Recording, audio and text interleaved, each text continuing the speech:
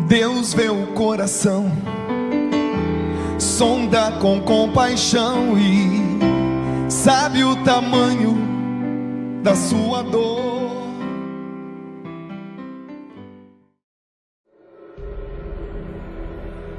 No início era o sonho de voar. Muitos diziam que era impossível.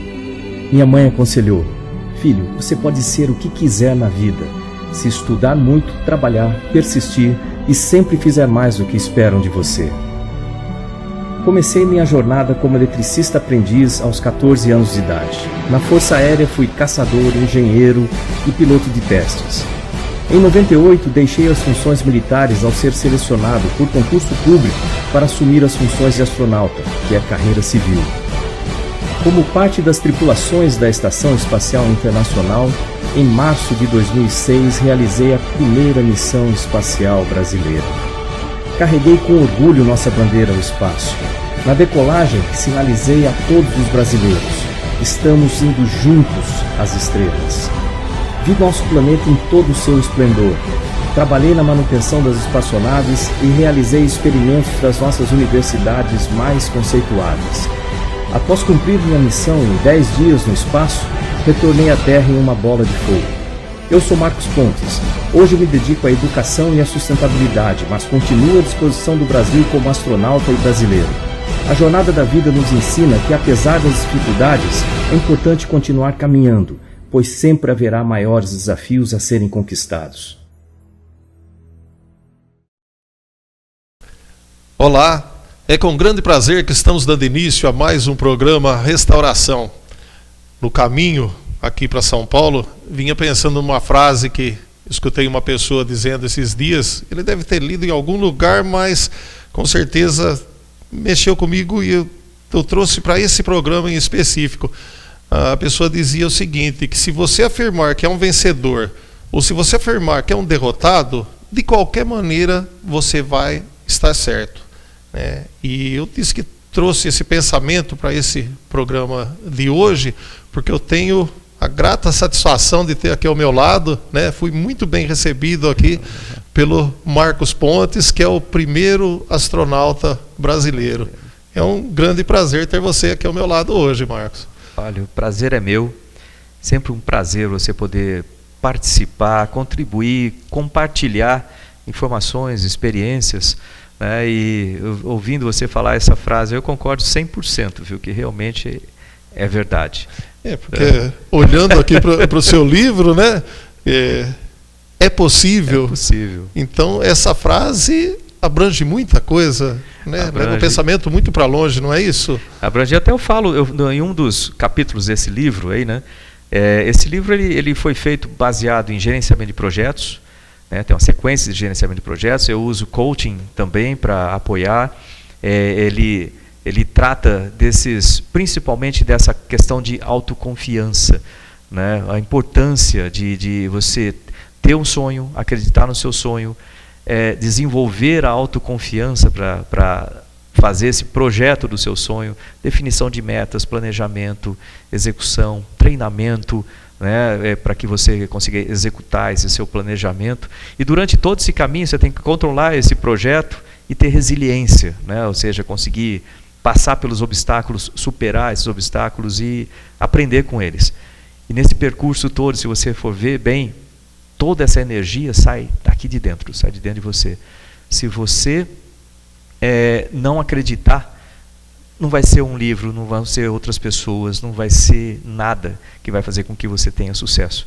Você precisa acreditar. Então, por isso que essa frase é extremamente importante e verdadeira.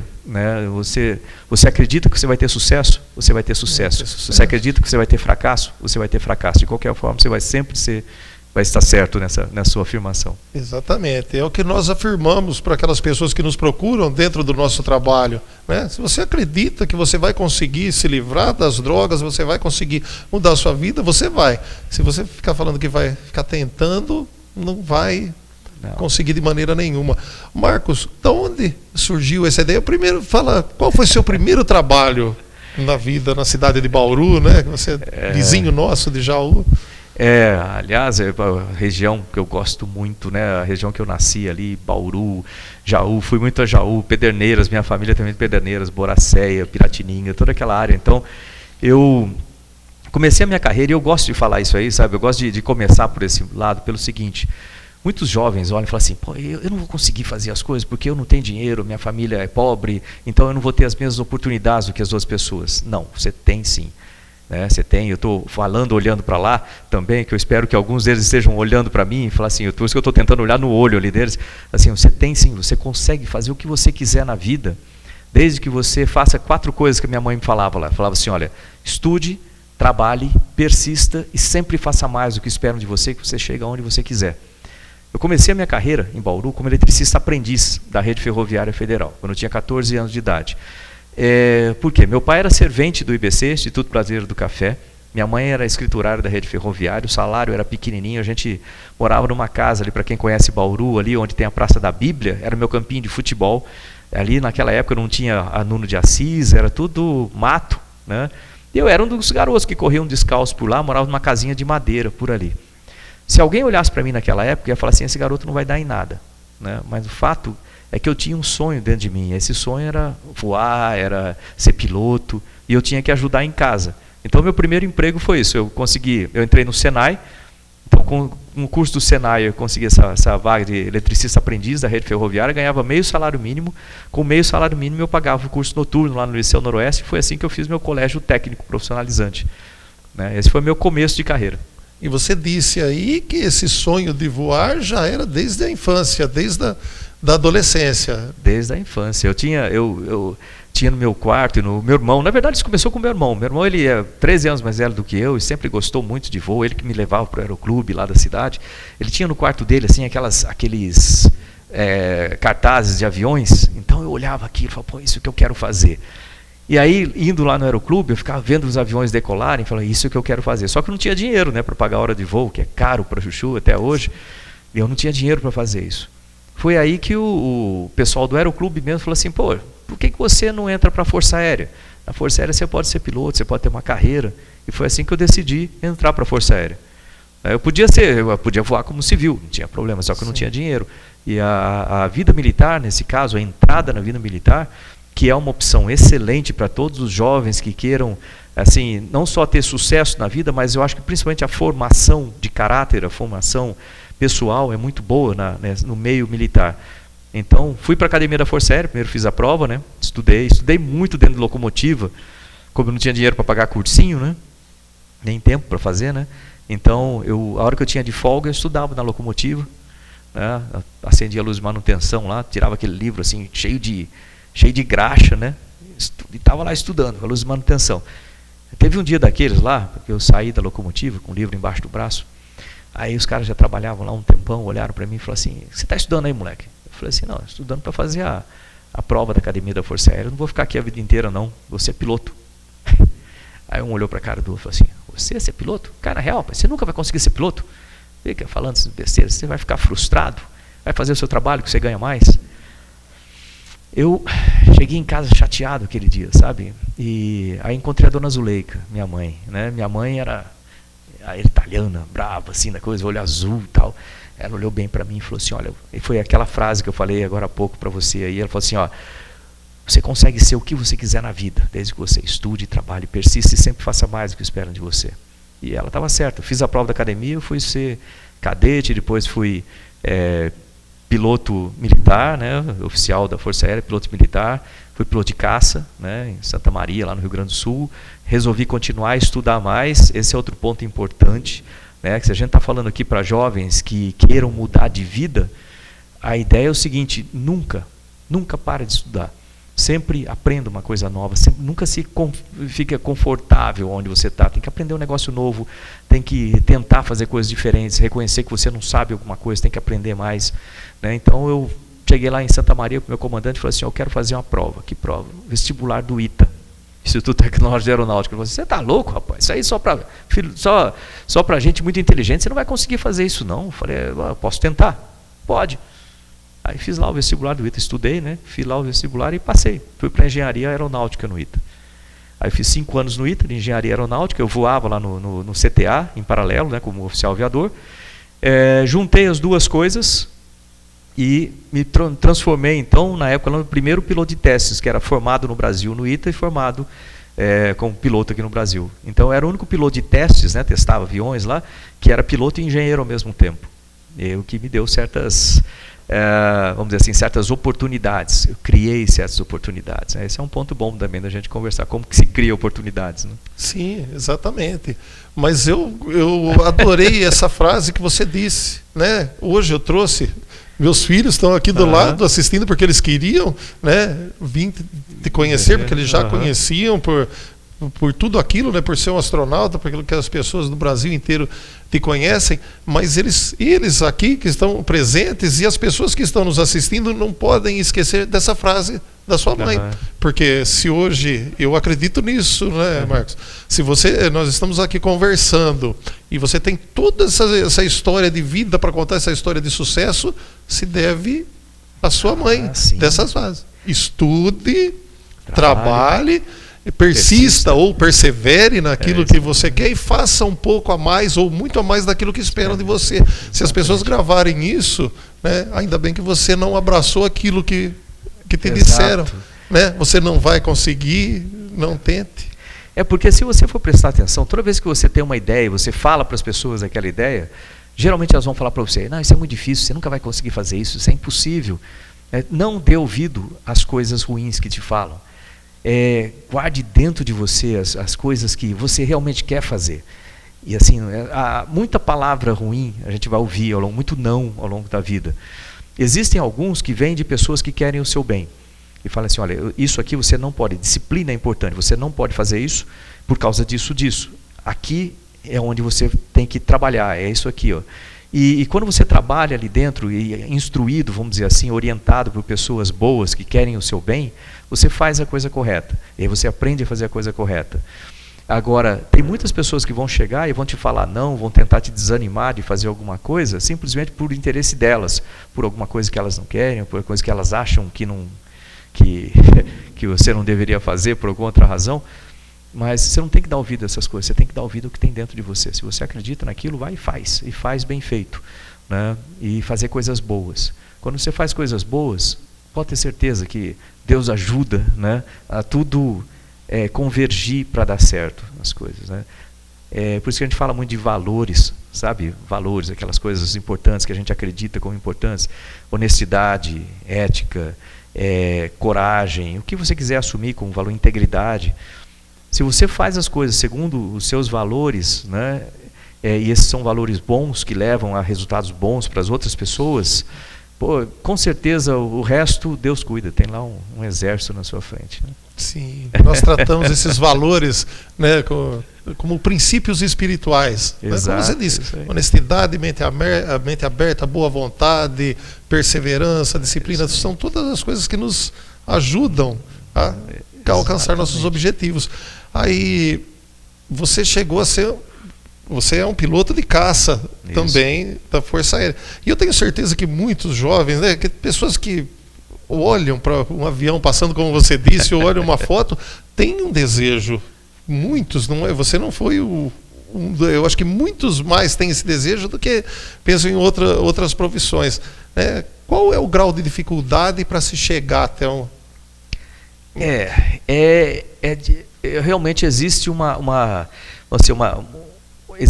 continuidade difícil, né, que são muitos passos para você chegar lá.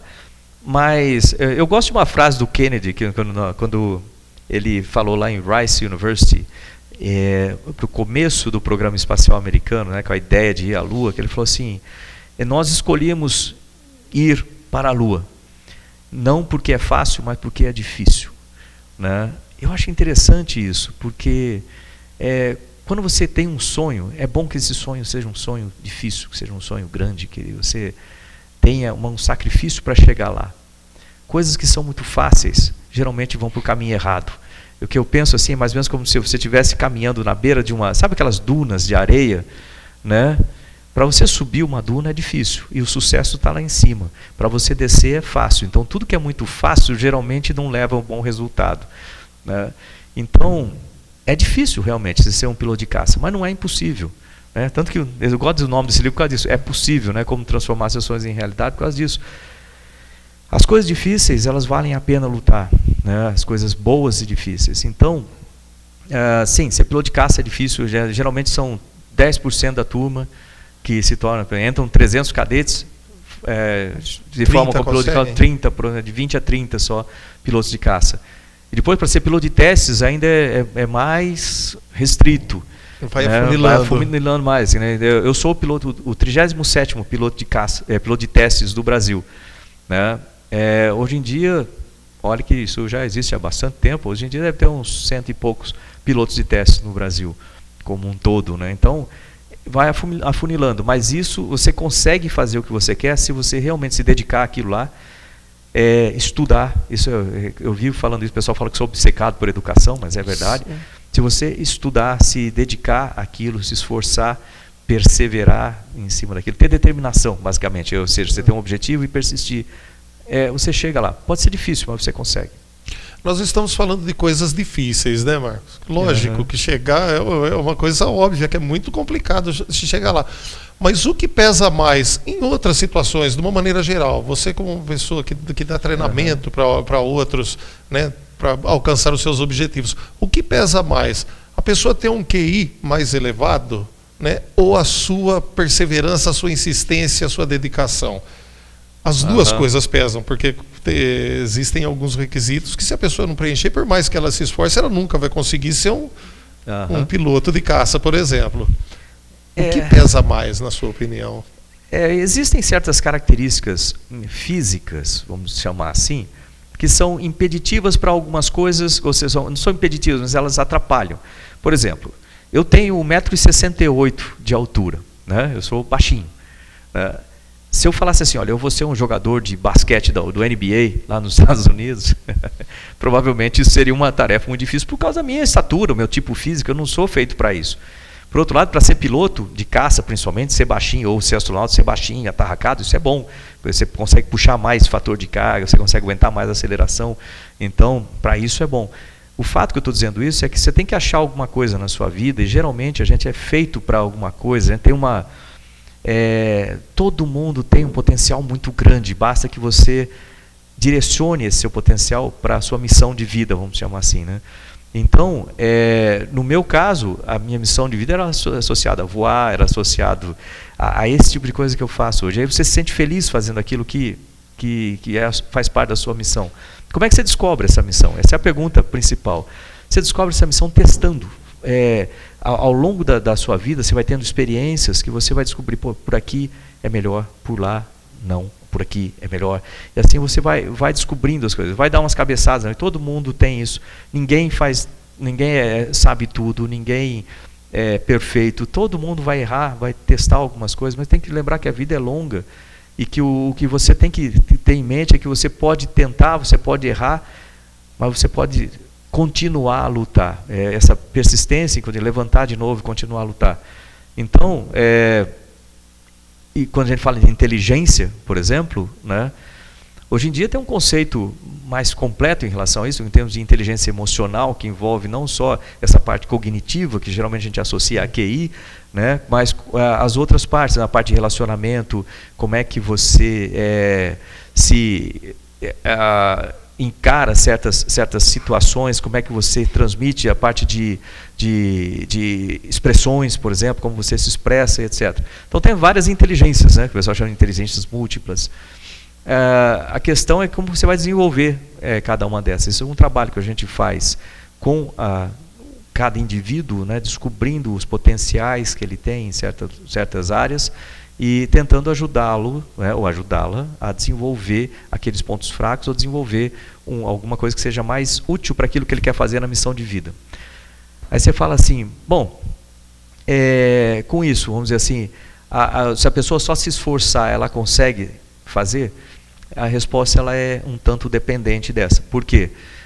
Por mais que eu me esforce, por exemplo, eu posso ser um ótimo jogador de basquete, mas dificilmente eu vou conseguir ter o mesmo nível de performance de um cara de 2,20 m, né? Tal qual eu acredito que eu jamais conseguiria ser um astronauta, porque se eu for no parque montar aqueles brinquedos que viram em volta, já não consegue. Não consigo. Mas então, é isso. Agora, são as nossas limitações. Então, se você está dentro da área, ou pelo menos está dentro da sua zona aqui de alcance em termos de habilidades, né? É isso aqui eu sou bom, isso aqui eu consigo desenvolver bem. Com certeza, se você se esforçar ali, você vai chegar lá. E como vai?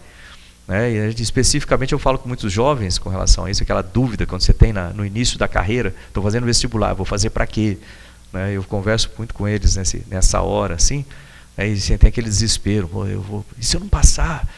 E se eu entrar e não gostar? Eu falo assim, bom, aí tem um outro dia, né? Tem outro ano e tem outras coisas, a vida continua. E a vida continua. Marcos, nós vamos para um breve intervalo e continuamos já com o nosso papo. Tá, joia. Projeto Fabricação e Montagens Industriais. Há mais de 27 anos fabricando estruturas metálicas com a mais alta tecnologia, galpões industriais, comerciais e mezaninos na medida da sua necessidade. Ligue agora mesmo ou venha nos fazer uma visita. Projeto Fabricação e Montagens Industriais. Rua Sinésio Paz de Barros, 762, Jardim Maria Cibele. Telefone 3621-1600. Nefitali, há mais de 25 anos produzindo calçados com conforto e estilo para você mulher que gosta de estar bonita e confortável sempre. Venha conhecer nossas lojas no território do calçado em Jaú. Aproveite e confira nossa coleção Outono e Inverno 2014. E atenção, você que precisa usar calçados brancos no dia a dia, médica, enfermeira, fisioterapeuta, dentista, venha conhecer nossa linha Clinic Comfort e surpreenda-se com design moderno e feito especialmente para você. Nefitali, leve com você. A Cartonagem Pirâmide e a Mundial Paper Embalagens são especializadas na produção de embalagens individuais em papel cartão e micro-ondulado. Instaladas em Jaú, além da certificação ISO 9001, possuem avançados parques industriais, o que possibilita atenderem os mais variados e exigentes segmentos. Cresce graças ao respeito, profissionalismo e confiança de seus parceiros e colaboradores. Em Jaú, Valdinei Cabeleireiros. Há 15 anos trabalhando a imagem e o estilo do homem adulto, dos jovens e das crianças. Cortes tradicionais e atuais para deixá-lo ainda mais elegante. Especializado em cortes tribais e barbas desenhadas. Tudo o que você precisa para valorizar seu estilo está aqui. Renove seu visual. Venha para Valdinei Cabeleireiros, em Jaú. Donita, uma loja diferenciada, com roupas femininas, vestidos jovens senhoras, com elegância e bom gosto. Novidades semanais. Rua Lourenço Prado, 809. Telefone 3621-6508. 996-127445. Coordene suas peças, renove seu estilo na Donita. E dando continuidade ao programa Restauração, hoje ao lado do Marcos Pontes, o astronauta brasileiro, nós dissemos aí no primeiro bloco, Marcos, sobre você passou num vestibular para entrar para a Força Aérea, depois você se tornou um piloto de caça, né, e piloto de testes, são passos da vida. Daí você foi para a NASA, que é alguma coisa bem mais além. Como é? O que precisa para conseguir chegar na NASA? Como foi esse caminho? É a continuidade, eu diria, desse negócio. Eu sempre quis voar e eu confesso que desde criança eu tenho olhado a questão de astronauta, como fazer, mas tinha lá um impedimento sério, que era assim, ser americano. Mas eu tinha o currículo, meu currículo de certa forma foi sendo criado, né, a gente vai construindo tijolinho por tijolinho, de forma a que ele atendia plenamente todos os requisitos da NASA para astronauta, exceto na parte de ser americano. De repente o Brasil entrou no programa da Estação Espacial Internacional em 1997. E como o Brasil ele participava através da NASA, a NASA exigiu que o Brasil fornecesse um astronauta brasileiro, para ser treinado pela NASA, na turma 17 de astronautas, e que passasse a ser, então, um astronauta NASA com a bandeira do Brasil. Bom, a Agência Espacial fez, em 98, então, fez um concurso público. Na época eu fazia doutorado nos Estados Unidos, eu fazia doutorado em Engenharia de Sistemas, que era uma área que eu gostava, que eu me dedicava, né, a essa parte. Eu sou engenheiro aeronáutico, mas com especialização em Engenharia de Sistemas. Aí fiquei sabendo desse concurso público através de um edital. A Agência Espacial, logicamente, fez conforme a lei, publicou no edital das maiores cidades, né, inclusive Bauru, Jaú, talvez. Publicou lá um edital, e o meu irmão viu lá em Bauru e mandou um e-mail para mim. Aí eu recebi aquele e-mail lá em Monterey, eu ficava na Califórnia, em Monterey, onde eu fazia o doutorado lá, e aí vi aquilo, pô, agora eu tenho chance, né? Aí, que podia ser brasileiro, não precisava ser americano. E o currículo que eles pediam, como era aquele currículo da NASA, eu cumpria todos os requisitos, né?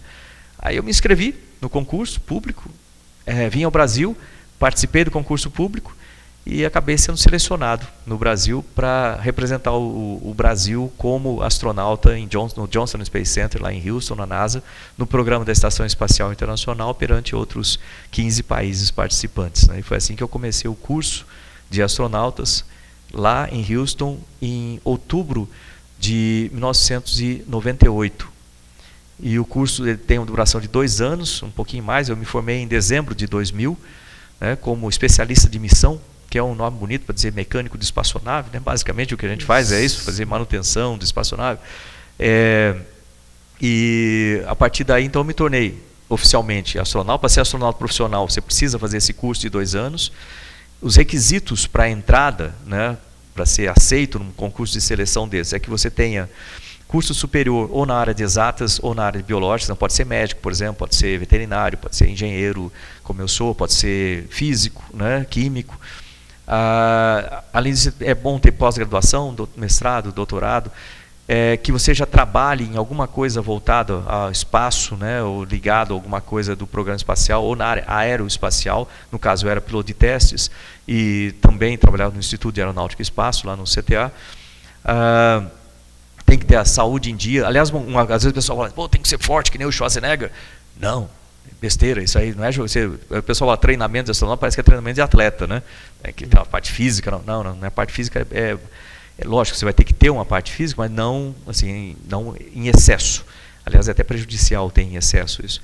O curso de astronautas é dividido em 4 partes. Uma parte é a parte técnica. 70% do seu tempo é com aulas, simuladores, bancada, montar, desmontar sistemas, essa parte técnica. 70% do tempo, essa é a parte maior. 15% do tempo com psicólogos, psiquiatras, para a parte de treinamento emocional. 10% do tempo é com médicos, parte fisiológica, então hospital, médico, tem que estar com a saúde muito em dia. 5% do tempo só, infelizmente, porque essa é a parte gostosa de fazer, mas é a mais simples também, é ginásio, parte física, né, que essa é mais simples. E aí eu me formei em 2000, esperando voar em 2001. Né? E outra coisa, outra coisa que às vezes o pessoal confunde e fala assim, eu preciso ser militar para ser astronauta? Não precisa, primeiro porque a carreira de astronauta é uma carreira civil. Essa é uma coisa que às vezes o pessoal lembra daqueles filmes do Gene, um gênio que tinha um Major Nelson lá, sei lá, e fala assim, todo astronauta é militar. Não, na verdade, talvez mais do que 50% são civis. Então, quando você se tornou, entrou para a NASA, você deixou de ser militar? Na verdade, você não deixa de ser militar, você deixa de ter as funções militares. As funções, isso. Então, até 98 eu tinha funções militares. Quando eu entrei para lá, fiquei com a função de astronauta, que é a função civil, e deixei as atividades militares. Continuei vamos dizer assim, dentro da minha turma de militar, até o ponto onde deu, até tenente-coronel. Foi que coincidiu quando eu voltei da missão. Eu era tenente-coronel, aí a Força Aérea Brasileira, né, o comandante, me chamou, falou, seguinte, você sabe que como tenente-coronel você não pode ser promovido a coronel sem ter o curso de comando Estado-Maior da Aeronáutica, que é um curso de 1 ano no Rio de Janeiro, presencial. E eu, logicamente, não pude fazer esse curso com a minha turma, que eu estava a serviço do Brasil na NASA, em Houston. Então, eu não fiz esse curso com a turma. Então, eu não tinha os requisitos para ser promovido a coronel. Então, pela lei militar, você tem que ser colocado à reserva. Então, você não pode ser promovido, quebrar a lei. Né? Então, Foi por isso que, quando eu voltei da missão, a Força Aérea decidiu me transferir para a reserva, não porque ela queria, não porque eu queria, porque simplesmente a gente cumpre a lei. Ela falou assim, então a lei vai ser cumprida. Eu fui para a reserva, então, quando eu voltei da missão. Mas hoje eu continuo sendo militar da reserva, né? Eu sou tenente-coronel da reserva da Força Aérea. Mas continua sendo militar. Eu sempre ouvi falar da NASA, quando os voos que foram para a Lua, das missões, né? O que exatamente a NASA faz? O que ela é eu gostaria que você explicasse, falasse sobre a NASA, para que as pessoas isso entendessem é legal, mais. porque a NASA, ela é uma organização enorme. É uma agência espacial, na verdade é uma agência aeroespacial nos Estados Unidos. Ela foi originária da NACA. A NACA, na década de 40, a NACA ela trabalhava só com a parte de aviação, parte de aeronáutica, desenvolvimento de perfis de asa, desenvolvimento de estruturas aeronáuticas, todo esse tipo de pesquisa no sentido de voar mais rápido, voar mais alto em termos de aviões. Aí criou-se a NASA, colocou a parte de espaço, por isso entrou o S ali no lugar. E a NASA é uma agência espacial que engloba, são 10 centros espalhados nos Estados Unidos, 10 centros de pesquisas e um quartel-general. O quartel-general fica em Washington. Os centros de pesquisa são espalhados por vários lugares nos Estados Unidos. Em Houston, por exemplo, fica o Johnson Space Center. Cada centro desse tem uma especialização, vocação. Então, o Johnson ele trabalha com a preparação de astronautas e tudo que tem a ver com voo tripulado no espaço. Aí, se você for lá para Kennedy Space Center, Kennedy antes recolhia e lançava ônibus espaciais. Depois, com a parada dos ônibus espaciais, está se tornando hoje um spaceport. É o que a gente queria fazer com Alcântara, por exemplo. Eles fizeram lá em Kennedy. Então, eles alugam partes do centro, um hangar, por exemplo, para você desenvolver o final, para a integração do seu satélite, e eles lançam o seu satélite no espaço e cobram por isso. E aí é um centro comercial da NASA, mas é um centro que faz lançamentos comerciais nos Estados Unidos atualmente. Aí, se for lá, por exemplo, para NASA Ames, lá na Califórnia, lá é a parte de aeronáutica. Lá eles desenvolvem, tem um supercomputador, por exemplo, para cálculos de estrutura aeronáutica. O ônibus espacial foi desenhado lá, e ali trabalha com essa parte de tráfego aéreo, por exemplo, novos sistemas. E assim vai. Tem pesquisas básicas lá em Glenn Research Center, fica em Cleveland, em Ohio.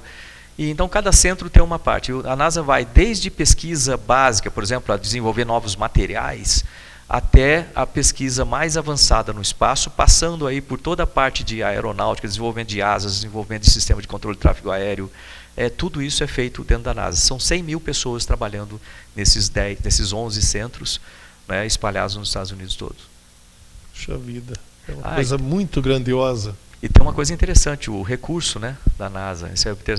A NASA tem um orçamento, às vezes o pessoal fala, estão cortando o orçamento da NASA? Não, a NASA tem um orçamento de aproximadamente 20 bilhões de dólares por ano.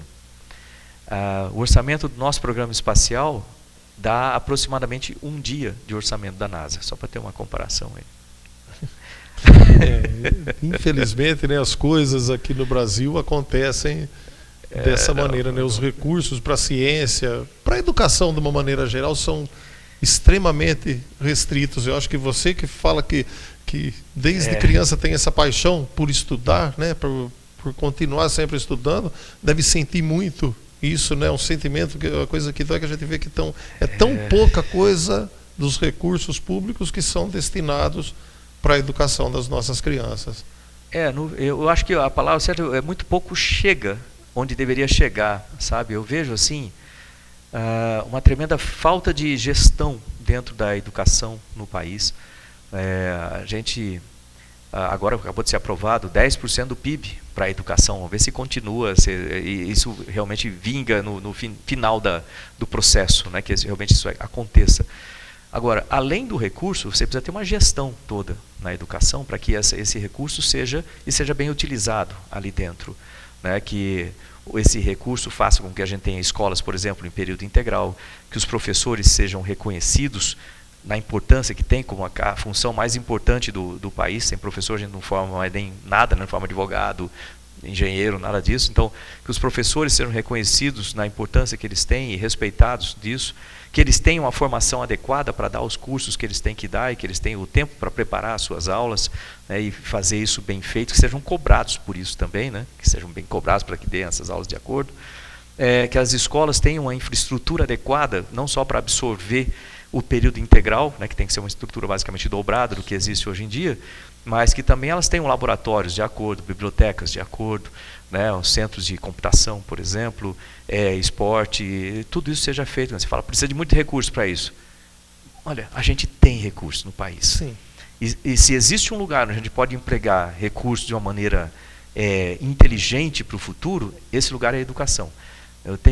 Basta ver a quantidade de corrupção que a gente tem, quantidade de dinheiro que é jogado no lixo, literalmente, se a gente pegasse só esse recurso e ajudasse, com certeza a gente cobre. Na verdade, com o recurso que tem, já cobriria isso. Mas se fosse bem, tivesse uma gestão boa. Somado a isso, esses outros recursos, a gente teria a melhor educação do planeta. Se a gente realmente prestasse atenção nisso e aplicasse esforço continuado e inteligente, um planejamento seguido, isso não é coisa de hoje para amanhã. Não é coisa daqui para o ano que vem ou daqui para 4 anos, numa gestão de um político, por exemplo. Isso é coisa para daqui a 25 anos. A gente está falando de um negócio longo, mas que tem que ser feito passo a passo, tem que ser começado, senão a gente vai ficar patinando o tempo todo. Né? E até que 25 anos não é um período longo. E os bons resultados, como você mesmo disse antes, né, não acontecem de hoje para amanhã.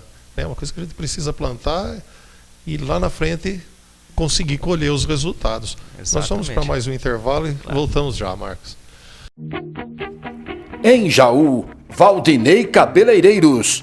Há 15 anos trabalhando a imagem e o estilo do homem adulto, dos jovens e das crianças. Cortes tradicionais e atuais para deixá-lo ainda mais elegante. Especializado em cortes tribais e barbas desenhadas. Tudo o que você precisa para valorizar seu estilo está aqui. Renove seu visual. Venha para Valdinei Cabeleireiros, em Jaú. Donita, uma loja diferenciada, com roupas femininas, vestidos jovens senhoras, com elegância e bom gosto. Novidades semanais. Rua Lourenço Prado, 809. Telefone 3621-6508. 996-127445. Coordene suas peças, renove seu estilo na Donita. Neftali, há mais de 25 anos produzindo calçados com conforto e estilo para você mulher que gosta de estar bonita e confortável sempre. Venha conhecer nossas lojas no território do calçado em Jaú.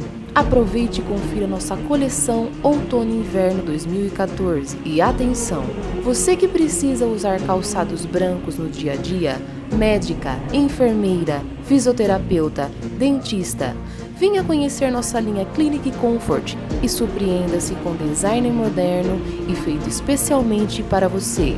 Neftali, leve com você.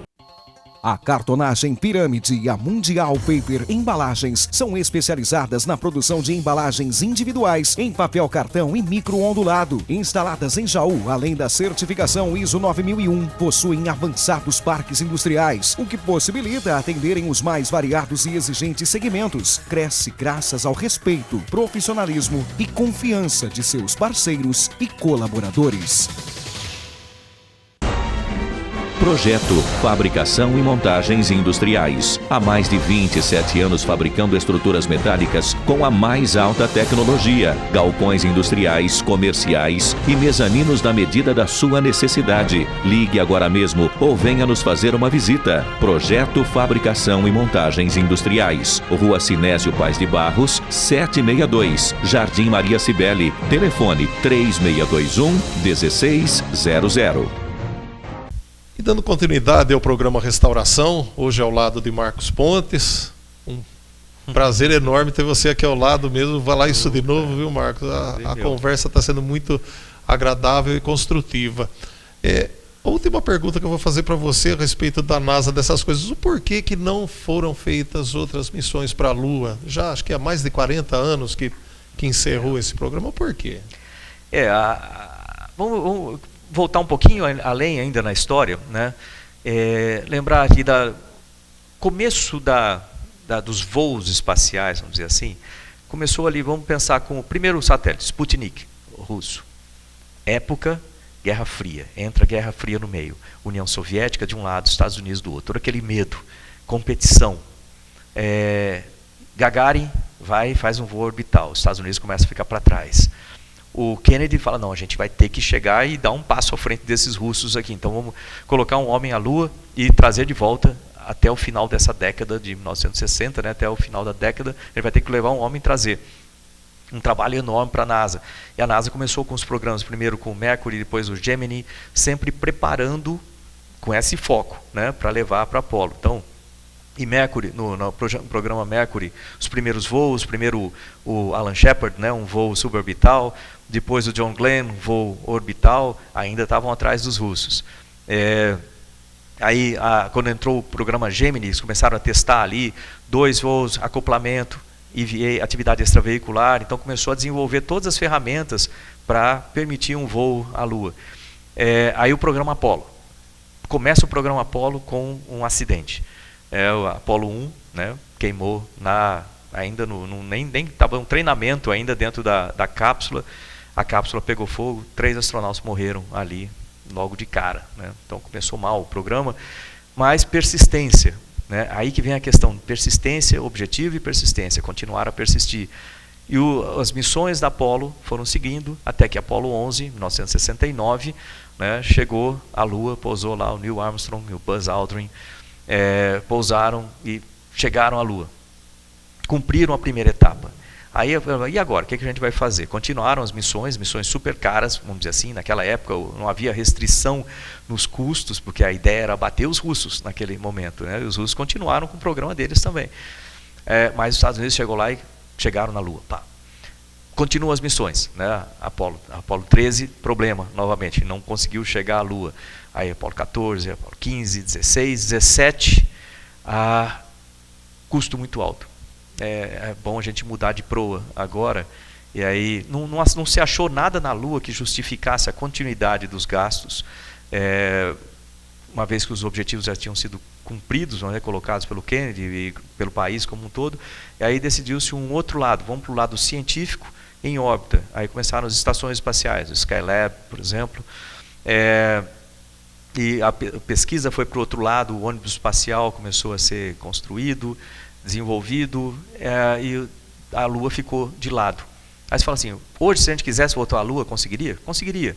É só que é um custo muito grande e não completamente justificável para chegar lá. Não existe um retorno? Não existe um retorno direto, né? Já se trouxe material de lá, já se conheceu, existem probes que já fazem isso. Se tivesse achado ali, por exemplo, algum tipo de material que justificasse comercialmente, financeiramente esse trabalho, seria. Existem possibilidades de retorno à Lua por volta de 2020, 2022. Fala por quê? 2 possibilidades. Uma é com o desenvolvimento do turismo espacial, que aí imagina-se que existe um interesse comercial maior do lado das empresas privadas, que possa justificar até, quem sabe, já existem alguns projetos disso, a colocação de tipo uma base lunar, né, que possa servir de base de estudo de sistemas para depois um voo a Marte, né, e também que possa servir como base de turismo, embora eu acredito que isso vai demorar mais tempo. Mas isso tem sido analisado pela SpaceX, pela Bigelow e pela própria NASA. O custo disso é altíssimo, de se fazer um negócio desse. Então, decidiu-se investir mais no desenvolvimento de remédios, desenvolvimento de materiais, etc., em órbita do planeta, na Estação Espacial Internacional, do que investir lá nesse momento, né, com todas as restrições de custo. Mas é possível, sim, voltar à Lua, considerando esses fatores de custo, né, se eles decidissem. Então, na realidade, cessou o programa, parou devido ao custo-benefício. Custo-benefício. Em 1972, né, foi parado o último voo à Lua, foi com Eugene Cernan, que é inclusive amigo meu, né, lá em Houston. Cara muito bacana assim, de se conhecer. Que bom. Marcos, você, mudando um pouco agora o foco da nossa conversa, você tem uma pretensão política para as próximas eleições. Tenho. O que te leva a buscar ser candidato a deputado federal? Pois é, olha só, no momento eu sou pré-candidato, né, a deputado federal pelo PSB, e o que me levou a tomar essa decisão, eu tenho negado isso, né, essa possibilidade durante muito tempo. Você imagina a quantidade de convites que eu já tive de entrar em partidos e de me candidatar a algum cargo eletivo, como deputado federal, deputado estadual ou outras coisas assim. Por que eu nunca fiz isso antes? Por 2 razões. Uma, porque não era conveniente em termos da própria carreira, que eu vinha... Eu sou muito... Eu tenho uma programação muito grande, assim, sabe? Engenheiro gosta dessas coisas, né? Eu faço tudo com planejamento. Então, e eu venho cumprindo missões para o Brasil desde a época da rede ferroviária lá em Bauru. Né? Então, a primeira missão foi dentro da Força Aérea, em ser um oficial da Força Aérea, ser um piloto de combate. Eu cumpri minha missão como piloto de combate. Depois, como piloto de testes, eu cumpri minha missão como piloto de testes. Depois, como astronauta, eu tenho cumprido, porque uma coisa que às vezes o pessoal imagina que eu me aposentei, assim, não, isso é besteira. Eu continuo a serviço do Brasil, aguardando por uma nova missão espacial. Então, a minha missão de astronauta continua. Né? Agora, na situação que o Brasil está atualmente, né, surgiu aquela necessidade, lembrar que na minha criação, na minha formação, eu fui criado e formado dentro da Força Aérea com os seguintes valores: coragem, lealdade, honra, dever e pátria. Ou seja, o Brasil precisa de mim, eu decolo para cumprir a missão. Então, quando você decola para cumprir uma missão como piloto de combate, você não está fazendo isso por causa do seu salário, é por causa da bandeira que você carrega dentro de você. É porque para defender o país, tanto dos inimigos externos quanto dos internos. E o que eu vejo hoje em dia é que o país precisa de pessoas honestas, pessoas com qualificação, para que entrem na política e para que ajudem a solucionar os problemas que tanto afligem a todos nós. Quando eu falo isso, estou falando de segurança, por exemplo, estou falando de saúde, estou falando de problemas de educação, que está na base de tudo, estou falando principalmente de problemas ligados a essa imagem que a política tem, da falta de ética, da falta de honestidade, etc. Isso só acontece porque as pessoas de bem se afastam da política com medo. Então, uma pergunta que o pessoal me faz, eu imagino que isso está passando pela sua cabeça. Sim, era justamente isso que eu queria te perguntar, né? Porque nós estávamos falando no outro bloco que dinheiro tem para educação, que ele fica para o caminho, né? Igual a água tratada, que falta água nos bairros porque vaza tudo, cheio de vazamentos. Os recursos públicos, todo mundo sabe que acontece isso, né? Parece que hoje ficou escancarado. Né? Revoltante a maneira como está. Você não tem medo que você é uma pessoa com essa reputação que tem, né? Você como o ídolo de muita gente. Você sabe que você é assim que você é visto, né? Pela juventude como um ídolo, uma pessoa diferenciada. Que isso, ingressar na carreira política, venha a afetar essa imagem? Sujar a imagem, coisa assim, né? Às vezes as pessoas me falam assim: vem cá, você tem toda essa carreira, você tem toda essa imagem, você vai sujar a imagem entrando na política, essa coisa assim do tipo. Às vezes eles falam assim: eu te vejo como um herói do Brasil. Pô, você não pode se meter com política, né? Aí eu te digo assim: o que você espera de um herói? Imagina isso. Eu não me vejo como herói, mas imagina, o que você espera de um herói? Que ele fuja, vira as costas e tenha medo, né? Seja um covarde e saia correndo quando o Brasil precisa dele? Não, você espera justamente que um herói vá lá e cumpra a sua missão. E o Brasil é mais importante do que a minha vida. Se eu não achasse isso, eu não ia subir num foguete com 200 toneladas de combustível ali e colocar minha vida em risco. Eu não ia colocar minha vida em risco como piloto de testes ou como piloto de combate. Então eu vejo o Brasil mais importante do que a minha vida. E logicamente a minha vida é mais importante do que a minha imagem. Então obviamente o Brasil é mais importante do que a minha imagem.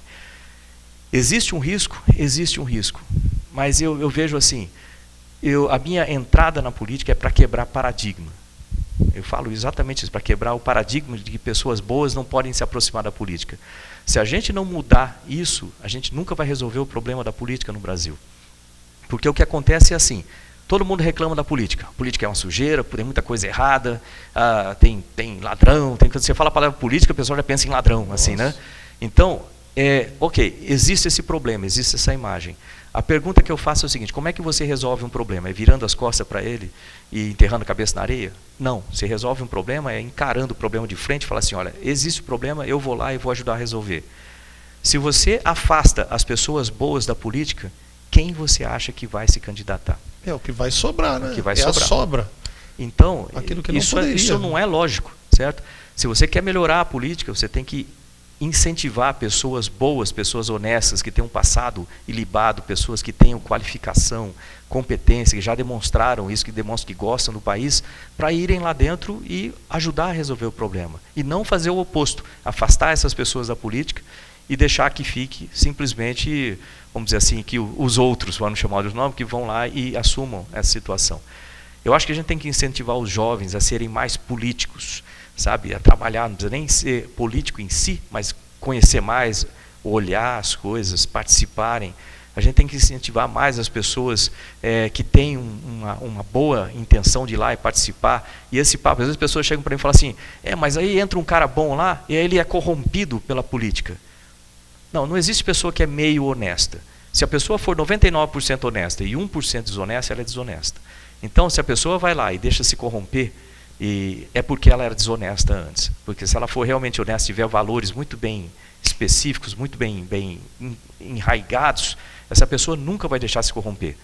Eu já tive todo tipo de proposta ruim que você pode imaginar. Boas ou indecorosas também. E eu estou aqui fazendo as minhas coisas da maneira como eu acho, como eu acredito. Então tem muita gente que não gosta de mim por causa disso, né? Mas graças a Deus as pessoas que não gostam de mim são geralmente pessoas com má intenção, né? As pessoas que têm boa intenção para o país geralmente gostam de mim, porque sabem que eu não vou perder o rumo no meio do caminho.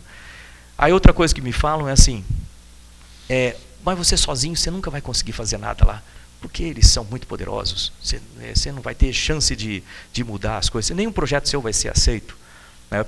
Lembra quando a gente começou essa conversa, que falou assim, olha, você vai ter na vida aquilo que você acredita. Se você acredita que você vai ter sucesso, você vai ter sucesso. Se você acredita que você vai ter fracasso, você vai ter fracasso. Então, o que eu vejo é você nunca entrar num combate achando que você está perdido, ou que você que a batalha está perdida. Você tem que entrar achando que você vai fazer alguma coisa. Então, eu entro lá, eu espero entrar no Congresso com a expectativa de poder fazer alguma coisa. E no mínimo o que eu posso fazer é mostrar, eu dar um exemplo, que às vezes falar só não funciona, você tem que dar o exemplo, né? Muitas vezes você tem que dar o exemplo, a atitude vale muito mais que palavra. Então ir lá e fazer o que eu acho que tem que ser feito, da maneira como tem que ser feito, com a transparência que tem que ser feita, com a participação das pessoas que tem que ser feita. E é esse tipo de coisa que eu quero levar, falar assim, olha, quebrar esse paradigma, de que pessoas boas podem participar, elas vão conseguir fazer alguma coisa sim na política. E mais do que isso, se uma andorinha só não faz verão, a pergunta que eu digo é o seguinte, que eu faço é assim, imagina aquele monte de andorinhas sentado num fio, como a gente vê lá no interior, em Jaú tem, em Bauru tem, bastante. De repente você vê aquele monte de andorinha voando, um instante atrás elas estavam no fio, certo? Aí você fala assim, será que todas elas decolaram ao mesmo tempo? Né? Você fala que uma andorinha só não faz revoada, certo? Sozinha, ela voando lá não faz revoada, mas no momento em que uma decola, as outras olham e decolam também. É isso que eu espero, quebrar esse paradigma, ir para lá e falar assim, olha, eu entrei e a gente pode sim fazer uma coisa boa e mudar essa cara da política no Brasil, ser alguma coisa que dê orgulho para o país. É até estranho a gente falar isso hoje em dia, né? A política dá orgulho para o país, né? Mas por tão ruim que está a imagem, mas a gente consegue fazer isso se a gente tiver as pessoas de bem entrando. Falar assim, pô, aquele cara foi, ele arriscou a imagem dele, arriscou tudo para ir lá e demonstrar que é possível. Então eu vou também, eu vou me juntar a esse grupo. Se a gente conseguir juntar um grupo bom de pessoas boas, a gente consegue mudar o Brasil.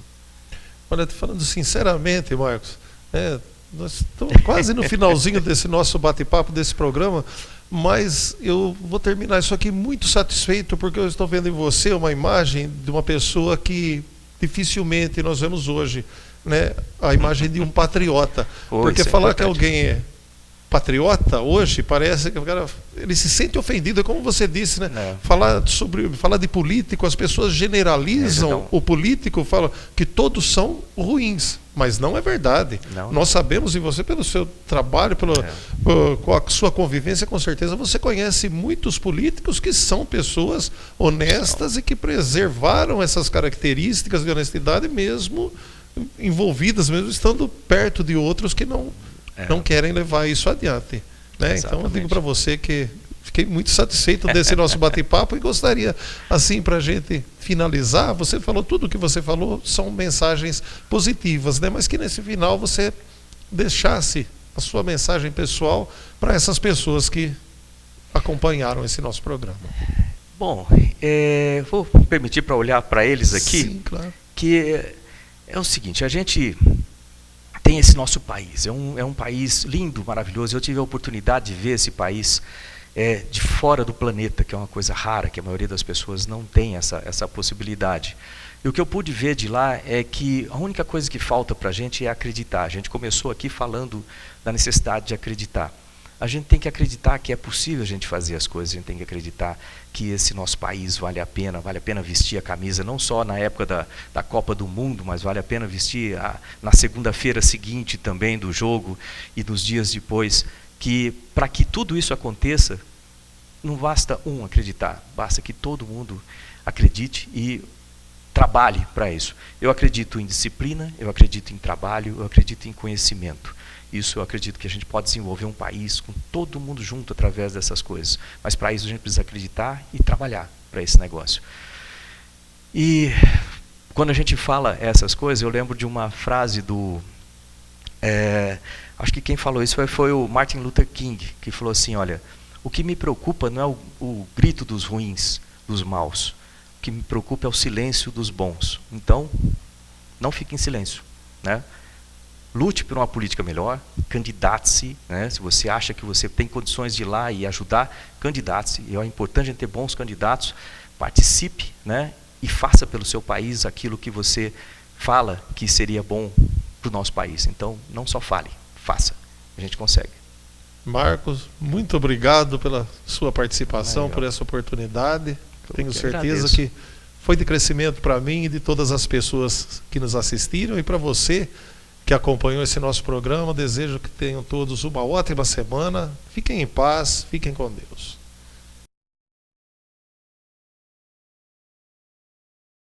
Não pode pôr limites no seu amor, pois